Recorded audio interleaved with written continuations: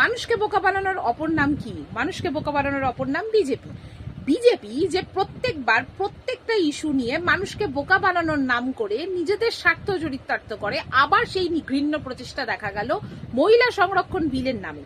কি এই মহিলা সংরক্ষণ বিল?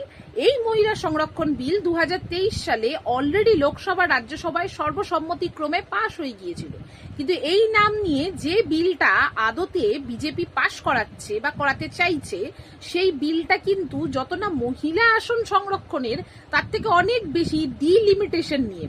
কি এই ডিলিমিটেশন?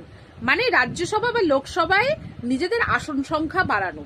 সর্বমোট রাজ্যসভা এবং লোকসভার আসন সংখ্যা বাড়ানোর নাম বিধানসভা ভেঙে দেওয়া। এক অর্থে একটা রাজ্যে যদি 100টা বিধানসভা থাকে, কথার কথা যদি ধরে নিই, সেটাকে বাড়িয়ে নিজেদের ইচ্ছা মতন একটা সংখ্যায় দাঁড় করিয়ে দেওয়া, 120টা বা 130টাতে দাঁড় করিয়ে দেওয়া। এর ফলে কি হবে? এর ফলে ধরুন পশ্চিমবঙ্গের মতন রাজ্য বা তামিলনাড়ুর মতন রাজ্য, যেখানে বিজেপি আসছে না, বিজেপি ক্ষমতা নিতে পারছে না, সেই সব রাজ্যগুলো নিয়ে এদের তো মাথা ব্যথা নেই। মাথা ব্যথা কোথায় রয়েছে? যেখানে ওদের মতন কিছু গরু বাস করে, যেখানে ওরা ডবল ইঞ্জিন সরকার করে বসে রয়েছে, সেই সমস্ত রাজ্যগুলোতে বেশি বেশি করে আসন সংখ্যা বাড়িয়ে বেশি বেশি করে সংসদ ভবনে নিয়ে আসা এবং তাদের হয়ে যাতে চিয়ার লিডার বানানো তাদেরকে। বেসিক্যালি বিজেপির টার্গেট এটাই। কোনো মহিলা সংরক্ষণের ব্যাপার নেই। যদি মহিলা সংরক্ষণ নিয়ে নরেন্দ্র মোদী এতটাই কনসিয়াস হতেন বা এতটাই কনসার্ন হতেন, তাহলে নরেন্দ্র মোদী আপনি এই মুহূর্তে বিজেপির যে আসন সংখ্যা আছে সেখানে আপনি মহিলা প্রার্থী বাড়ান।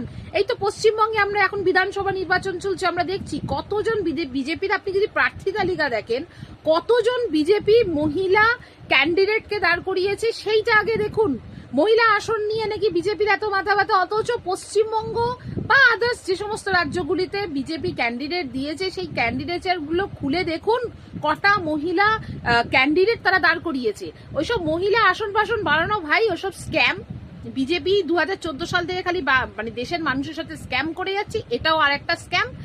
আসল উদ্দেশ্য হচ্ছে নিজেদের আসন বাড়ানো, নিজেদের চিয়ার লিডার বাড়ানো এবং সংসদ ভবনটাকে বিজেপির পার্টি অফিস বানানো।